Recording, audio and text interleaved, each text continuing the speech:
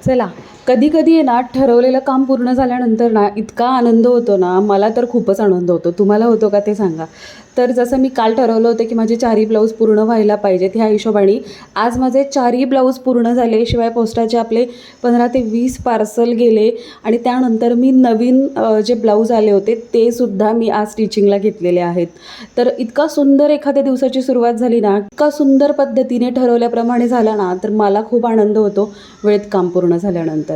तर नमस्कार मैत्रिणींनो, मी सोनाली आजच्या एका नवीन व्लॉगमध्ये तुम्हा सर्वांचं पुन्हा एकदा मनापासून स्वागत करते. तर बघा, मी आजचं तुम्हाला रुटीन दाखवते. आज दिवसभरामध्ये काय केलं. सकाळी लवकर उठल्यानंतर आज घरातली सगळी कामं आवरली, झाड लोट फरशी वगैरे करून घेतली आणि देवपूजासुद्धा आटोपली. त्यानंतर आले माझ्या स्टिचिंग रूममध्ये.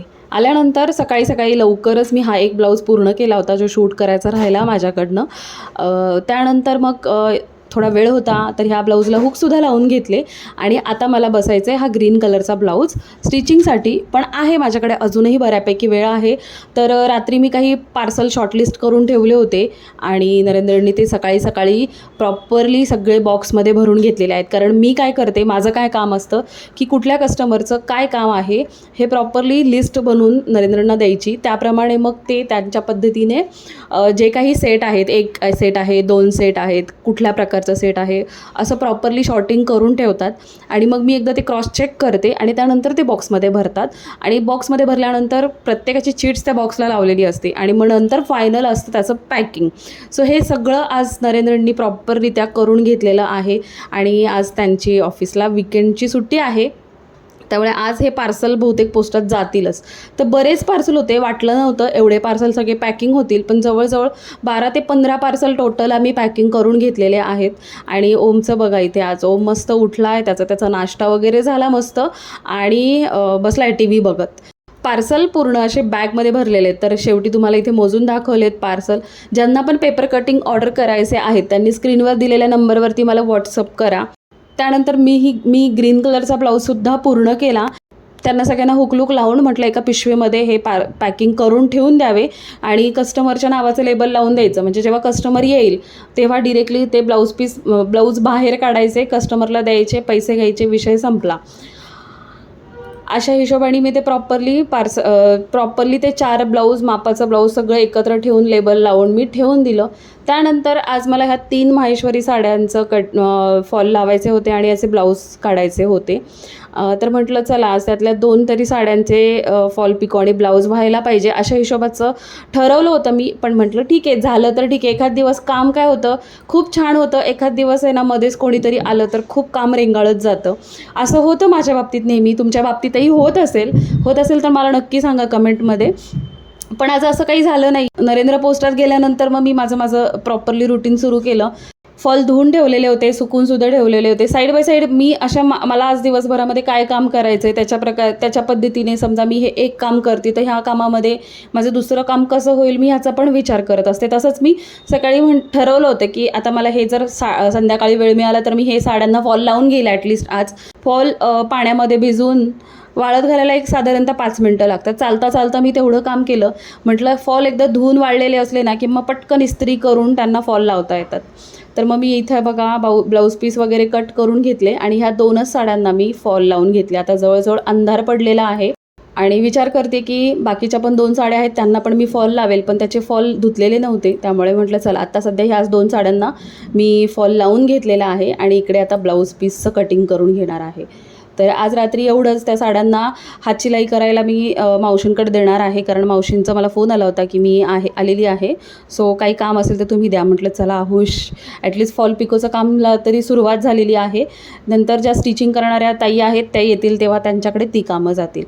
मग हा इथे मापाचं ब्लाऊज होतं माझ्याकडे कस्टमरचं, त्यामुळे मी डिरेक्टली फॅब्रिकवरतीच इथे पटापट असं कटिंग करून घेतलेलं आहे. फॅब्रिकवरती कटिंग करायला फार वेळ लागत नाही. मला ना इतकी सवय झाली ना. तुम्ही मला नेहमी कमेंट करता की ताई तू पेपर पॅटर्न वापरते का फॅब्रिकवरती कटिंग करते. आता एखादं माप जर ऑड असेल ना तर तिथं पेपर कटिंगसुद्धा आपल्याला ॲडजस्ट करावे लागतात. तर मग पेपर कटिंग घेऊन ते डोक्याला भुंगा लावून घेण्यापेक्षा आहे ना, मला इतकं फास्ट होतं फॅब्रिकवरती कटिंग आणि मला ती खूप सवय लागलेली आहे. कारण मला मापांचं कॅल्क्युलेशन डोक्यामध्ये फिक्स आहे. ज्यांना मापांचं कॅल्क्युलेशन पटकन जमत नाही त्यांना पेपर पॅटर्न वापरणं एकदम योग्य पद्धत आहे. मी असं म्हणत नाही की पेपर पॅटर्न चुकीचे आहेत, पण माझं कसं आहे, मापांचं कॅल्क्युलेशन असं झटसर होतं.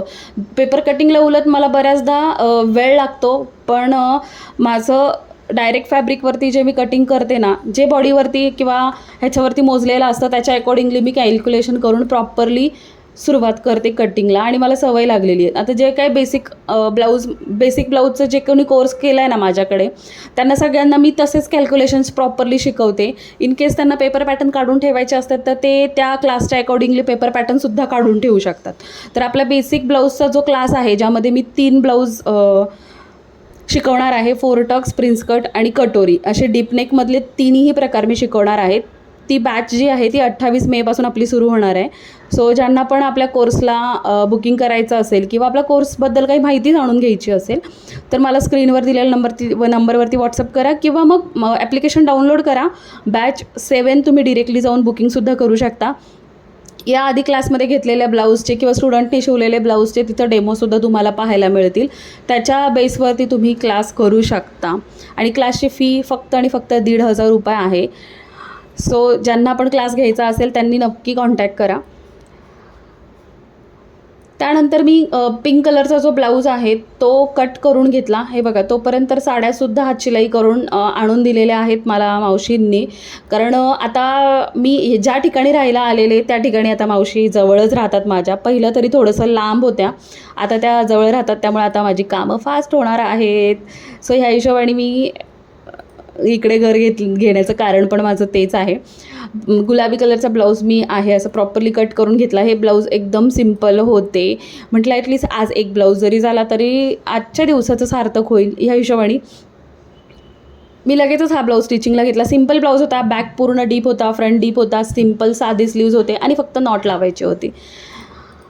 तर पिंक कलरचा सुद्धा ब्लाऊज जर तुम्हाला मी इथे स्क्रीनमध्ये दाखवलेला आहे, सुंदर असा ब्लाऊज झाला आहे. त्यानंतर आता हे जो दुसरा ग्रीन कलरचा ब्लाऊज आहे त्याचं मी कटिंग करायला घेतलेला आहे. हा जर झाला तर आज हा पण करेल, नाही झाला तर मग मी उद्या करेल. कारण आता जवळजवळ स्वयंपाकाचा टायमिंग होत आलेला आहे आणि स्वयंपाक पण वेळेवर व्हायला पाहिजे. कारण आमच्याकडे आता सध्या असं झालं आहे की 8 वाजताच भूक लागते आणि लवकर जेवण लागतं.